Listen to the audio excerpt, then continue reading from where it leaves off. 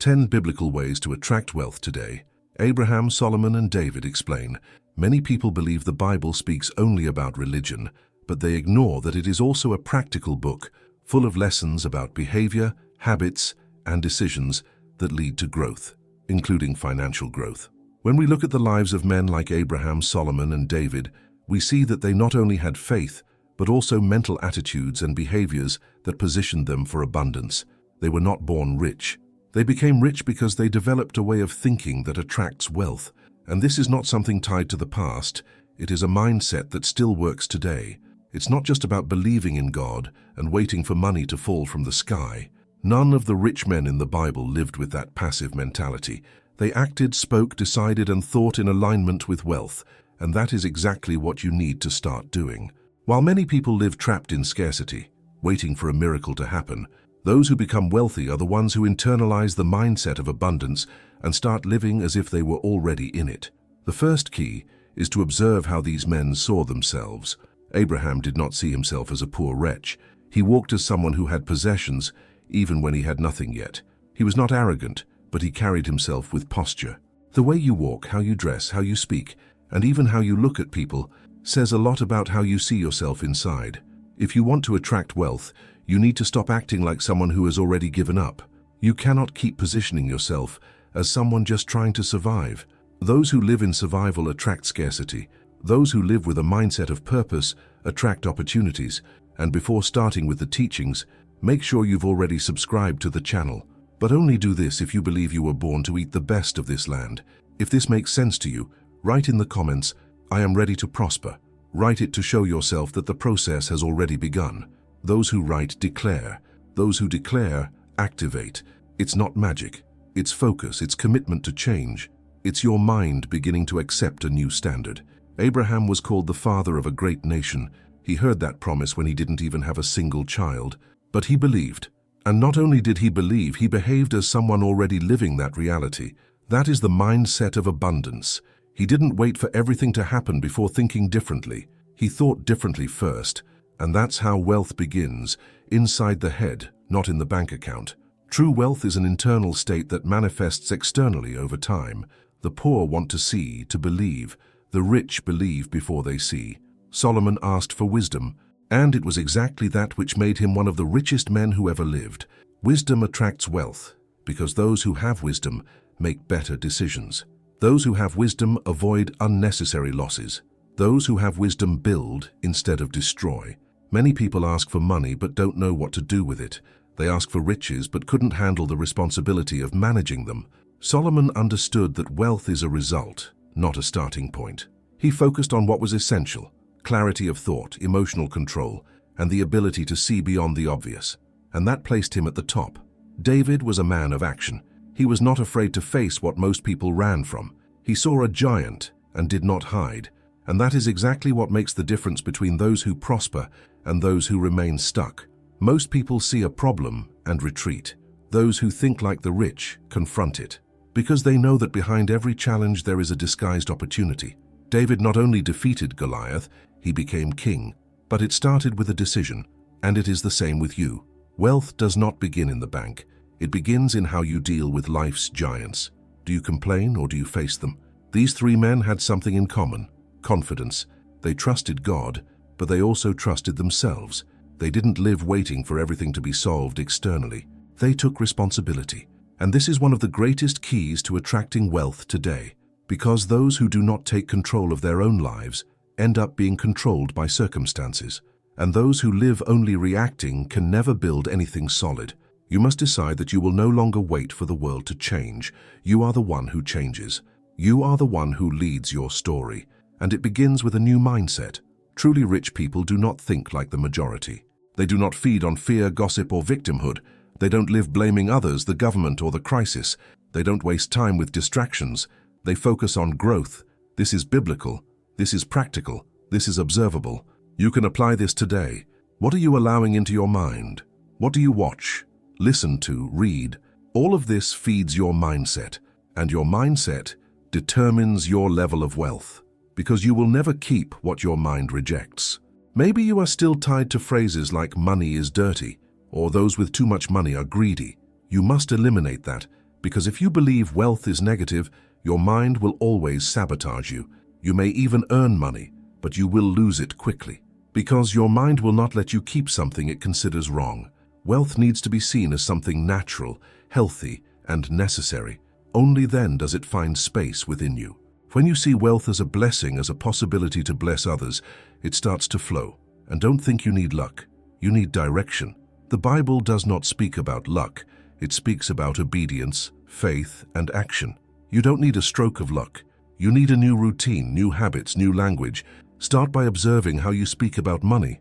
If you keep saying everything is difficult, everything is expensive, but it's impossible to live this way, know that these words are building your mental environment, and your mental environment attracts results.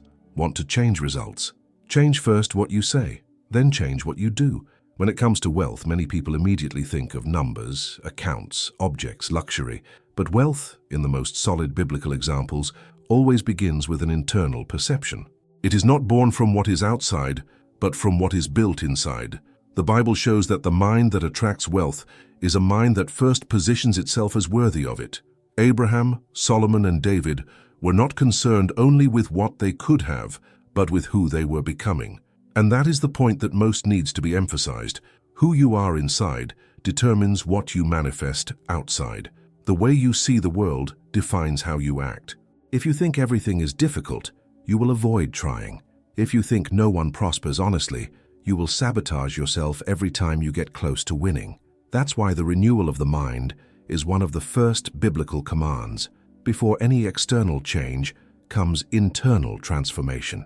And it does not happen overnight, but begins with small daily decisions. Deciding to stop repeating negative phrases, deciding to stop comparing yourself to others, deciding to stop victimizing yourself. The poverty mindset feeds on these attitudes and only dies when you stop practicing them. Abraham heard a promise, "Leave your land, your relatives, and go to the land I will show you." That is profound. He had to break from what was familiar to enter what was promising. Many want to live something new but remain stuck in the same places, with the same people, in the same thought patterns.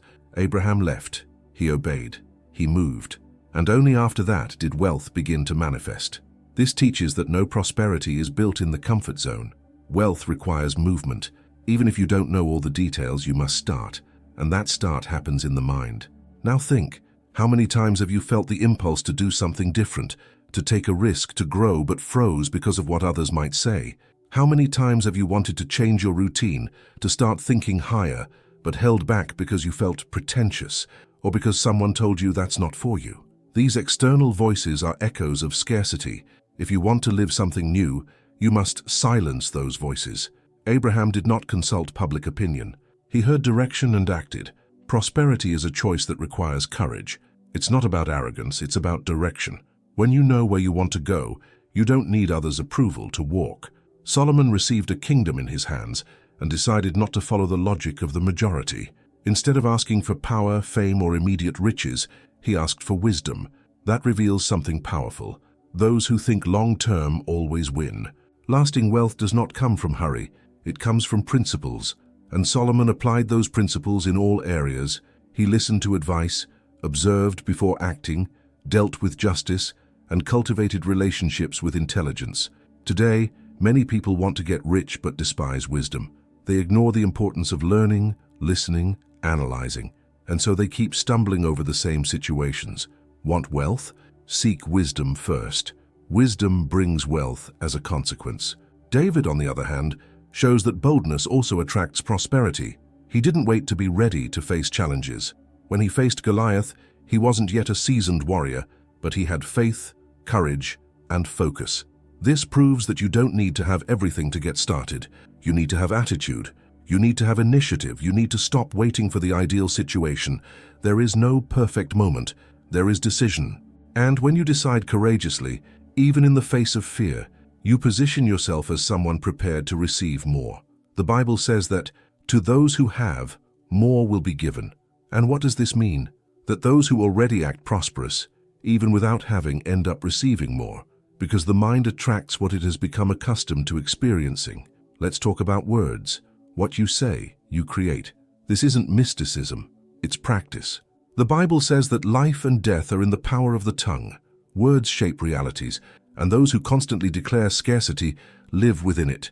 You need to start declaring abundance, even if reality doesn't yet show it.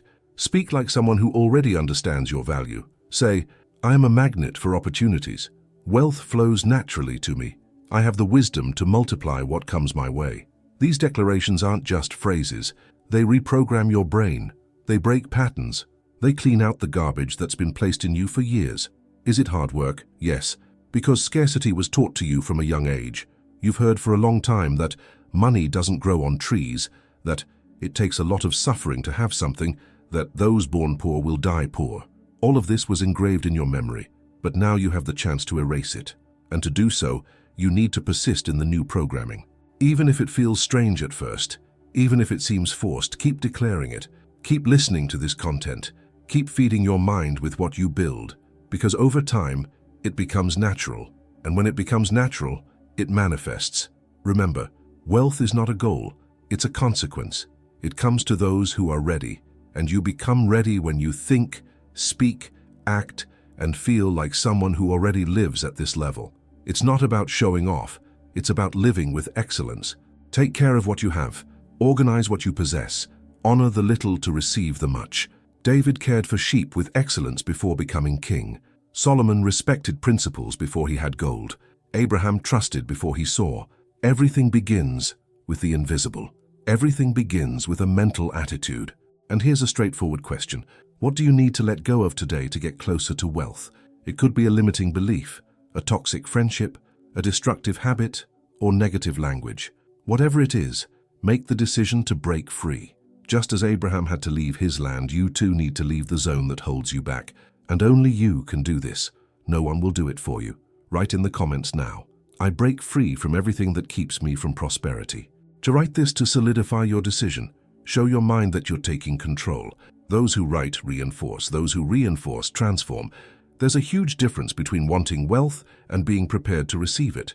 Most people say they want money, that they want to improve their lives, that they want to get out of debt and live more comfortably. But when you observe their behavior, speech, choices, and habits, it's clear that these people aren't mentally aligned with what they say they want, and this misalignment is what blocks prosperity from arriving. The Bible clearly shows that blessing comes to those who are already positioned to manage it with wisdom and maturity. Abraham, for example, received a great promise, but it didn't all come true the next day. He needed to walk, trust, obey, and mature. And this is something many ignore today. People want everything quickly, but they don't realize that wealth requires inner structure. Imagine someone emotionally weak receiving a lot of money. In a short time, they'll lose everything, because the problem wasn't the lack of money, but the lack of structure to manage it. Therefore, the first step to attracting wealth biblically is to build a strong, stable mind, prepared to receive and maintain it. Solomon didn't stand out just because of his wisdom, but because of how he handled the wisdom he received. He valued what he knew. He put it into practice. He observed. He wasn't hasty. This shows that one of the most powerful ways to attract wealth is to learn to respect processes. There's no point in planting today and expecting to harvest tomorrow. Haste is the enemy of prosperity. The Bible speaks of the right timing for all things. And those who understand this stop comparing themselves to others, stop despairing, and begin to act with consistency, focus, and patience. David, even though he was chosen by God to be king, spent a long time being rejected, forgotten, and even persecuted. But he didn't use this as an excuse. He continued to act like someone who knew who he was. And this is where many stumble. They wait for external recognition to change their stance. But the wealth mentality works in the opposite direction. First you take a stand, then the world responds. David behaved like a king even before he had the crown. And that's what you need to do. Think, speak, decide, and act like someone prosperous, even if you're still far from ideal. This is practical faith. Most people don't understand that wealth is the result of invisible decisions. The decisions you make in your room, alone, in silence, are more decisive than those made in public. Therefore, moments of silence, reflection, reading, and self-discovery are the most important. It's there that your mind begins to be shaped. It's there that you choose to stop being a victim and become the author of your own story. Abraham made his decision to leave his land in a private moment. Solomon asked for wisdom in silence. David grew strong in the desert. Great transformations don't begin on stage. but behind the scenes. And now I ask you, what have you been doing in your alone time? Are you using this time to strengthen yourself or to sink deeper into negative thoughts? Are you using this time to visualize what you want to experience or to complain about life? Change that. Start using these moments to train your mind. Visualize wealth. Visualize yourself living a life of abundance, stability, and financial peace. This is not an illusion. It's mental training. The most prosperous men in the Bible had a clear vision of their life they saw before they lived, and those who see clearly build with direction. Another important point is gratitude. It may sound cliché, but it's one of the most powerful tools for unlocking your mindset from scarcity. The Bible shows that men of faith were grateful even in the midst of hardship. Abraham gave thanks for the promises before he even saw them. David wrote psalms of praise even while persecuted. Solomon gave thanks for what he received, and this connected him to greater abundance. Gratitude changes the frequency of your mind. When you're grateful for what you have, you show that you're ready to receive more. But when you constantly complain, you position yourself as someone who is never satisfied. And those who don't appreciate the little don't receive the much. Now do this. Say out loud, right now, I am grateful for what I have, and I am ready to receive more. Speak with intention, with truth. Feel these words, because the more you activate this energy of recognition, the more your mind will become accustomed to the idea that abundance is natural. Make this a habit. When you wake up, give thanks. Before you go to sleep, give thanks. In the midst of difficulties, give thanks. This isn't denying your problems, it's affirming that they don't define your reality. And remember, all wealth begins with a thought. If you continue to think like a poor person, see yourself as a victim, and speak like a scarce person, there's no point in expecting change. The Bible says that, as a man thinks in his heart, so is he. In other words, your external life will be a direct reflection of what you believe to be true within yourself. If you want to be rich, you need to think like a rich person, feel like a rich person, act like a rich person. Not to impress anyone, but to align yourself with what you want to attract. Have you ever noticed how rich-minded people speak differently? They don't whine. They don't use phrases like, "this isn't for me," or "I'll never make it." They speak with direction, with faith, with conviction. They understand that words create paths. So, from now on, start watching every sentence that comes out of your mouth. Replace "I can't" with "I'm still learning." Swap "it's too hard" with "this will make me stronger." Swap "I'm really poor" with "I'm growing financially." These exchanges change everything. New mind, new life.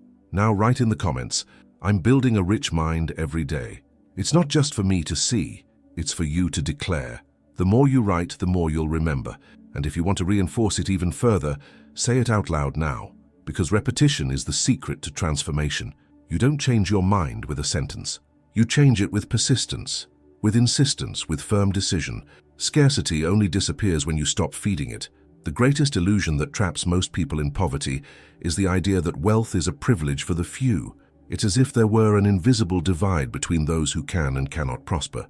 But when we look at the examples of Abraham, Solomon, and David, we see something very different. They weren't born with everything ready. They weren't the most privileged at the beginning. What set them apart was the way they thought, acted, and reacted to life. And this is what needs to sink in deeply. What defines your prosperity isn't where you were born, nor what you have today. It's what you're doing with what you have. Abraham received a clear command: look up at the sky and count the stars if you can. God was showing him that before experiencing abundance, he needed to learn to see big. Your vision defines your destiny. And that's why so many people live small, because they can only see what's right in front of their eyes. They only see debt, problems, lack, and hardship. But those who attract wealth look beyond. They learn to visualize what they don't yet have, as if they already did. Abraham saw a multitude of descendants even when he had no children, and that's the secret. Seeing what doesn't yet exist, but already living as if it were reality. This exercise is simple and powerful. Stop for a few seconds and visualize your ideal financial life. How do you want to live? How do you want to live? How do you want to care for your family? What would your routine be like with more freedom and tranquility? Don't shy away from this exercise. Don't think it's nonsense. This is how it starts, with a clear image. The brain needs direction. If you only feed images of failure, it will keep you in that state of failure. But if you start projecting images of victory, it will look for ways to get you there. And Solomon, he didn't just ask for wisdom, he cultivated it. This is something you need to practice every day. Wisdom doesn't fall from the sky like a miracle. It develops through observation, listening, and reflection. Solomon observed people's behavior, paid attention to details, and learned from others' mistakes. Most people today are too distracted for that. They spend their lives watching others' lives with envy or getting lost in empty distractions. But those who truly want to become rich need to develop the ability to observe. Those who observe, learn. Those who learn, grow. Those who grow, attract. And speaking of attraction, understand one thing. You never attract what you want. You attract what you are. This may sound harsh, but it's liberating. If you're still living in scarcity, it's because you're feeding a limited identity. And to change that, you need to change your internal patterns. You need to elevate your thought patterns, your speech patterns, your choice patterns. It all starts within. The Bible shows that Solomon didn't get involved with just anything. He was selective. This isn't being arrogant. It's being conscious. You need to start being more discerning about what you put into your mind. This includes music, videos, conversations, people. David knew who to hang out with. He didn't mix with those who dragged him down. He chose who was by his side. He knew that a weak mind can be contaminated by bad company. And perhaps this is one of your obstacles today. You're surrounded by people who only talk about debt, problems, difficulties, fear. People who don't dream. People who hate those who grow. And you need to decide, either you stay in this environment and die there, or you start moving away from everything that drags you down. It may hurt at first, but it's necessary. Wealth requires a supportive environment. Now think with me. How much time have you dedicated to changing your mindset? How much time do you set aside to listen, learn, and reflect? Because there's no point in wishing for wealth if you continue to feed the same mental patterns that brought you here. You need to break out of repetition, and that only happens with consistency. Listening to content like this, speaking differently, thinking differently, reading differently. It's a daily practice. There's no other way. And here's a simple but powerful practice. Every day, set aside 10 minutes to visualize your new life. Close your eyes and see yourself living freely, paying your bills without strain, helping your family, living with financial peace. Don't think about how this will happen. Just see it, feel it, declare it. This reorganizes your brain. It reprograms your focus, and focus defines what you attract. The brain is like a GPS. It only takes you where you point it. Let's reinforce with statements. Say it out loud now. My mind is open to wealth. I am worthy to live abundantly. Prosperity finds me because I think, act, and decide wisely. Repeat this every day, when you wake up and before you go to sleep. Create this new cycle. Words are seeds, they take root, and over time they begin to bear fruit. Don't underestimate the power of words. The Bible says that the heart is satisfied with the fruit of the mouth. In other words, what you say, you eat. If you keep saying that things are difficult, that things are tight, that things will never work out, then that's what your life will deliver to you. But if you begin to declare with conviction that you are growing, that you are thriving, that you are building a new reality, your brain will begin to work in your favor. It will seek paths, ideas, and decisions aligned with what you say. And here's another sentence for you to write in the comments. I am aligning my mind with abundance every day.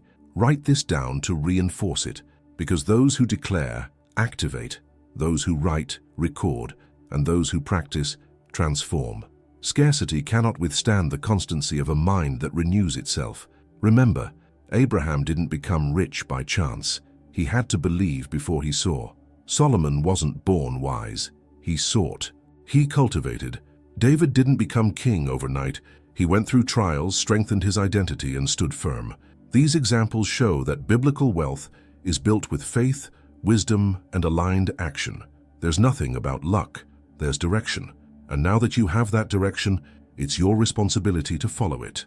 One of the clearest things when observing the lives of men like Abraham, Solomon, and David is that none of them treated wealth as their primary focus, but rather as a natural consequence of a life of purpose, vision, and purpose. They knew that living abundantly wasn't just about having more, but about being more. True wealth begins when you understand that money is a reflection of the mind, not the other way around. This is why so many people live in cycles of scarcity, because they try to change the numbers, but they don't change the way they think. Abraham demonstrated that wealth follows faith and obedience. He didn't question the order he received. he simply followed. And this breaks a common mentality, waiting until you have everything before taking action. Abraham moved even without knowing exactly where he was going. His faith wasn't passive. It was active, a faith that moves, a faith that builds even without having all the answers. This is one of the most powerful lessons for you to apply today. Don't wait until you feel ready. Start. Take the first step. Focus on your mindset. Change your speech. Change your habits. Do what you can now. Prosperity is revealed in movement. Solomon understood that wisdom is more valuable than any material possession. He knew that true security lies in knowing how to manage what one has, whether little or much. That's why he didn't ask for wealth directly. He asked for wisdom. And this decision attracted everything most people pursue. Today, many waste time seeking shortcuts. They want quick money, easy success, fame, visibility, but they neglect the essential, wisdom. And wisdom isn't theory, it's practice. It's learning to think before acting. It's knowing when to speak, when to remain silent, when to move forward, when to wait. Those with wisdom avoid costly mistakes, and the fewer mistakes, the more growth. David teaches us that courage opens doors that fear closes. He wasn't the strongest physically, but he was the most determined. He didn't run from the giant. He ran toward it. And this is what you need to internalize.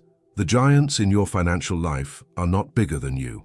They only seem big because your mind is still conditioned to run away, to hide, to accept the little. When you change your attitude, everything begins to change. Wealth doesn't come to those who hide from challenges.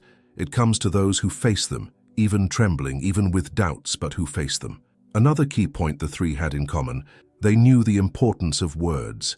They didn't use speech lightly. The Bible shows that what you say carries weight.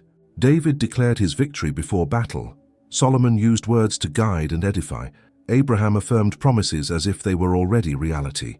So the question is, what have you been saying every day? Because your words are seeds, and eventually they will germinate. If you keep saying it's hard, that you'll never get out of debt, that this isn't for you, then that's what you're sowing.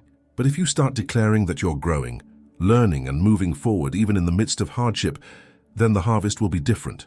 Now say out loud, abundance is flowing toward me because my mind is prepared for it.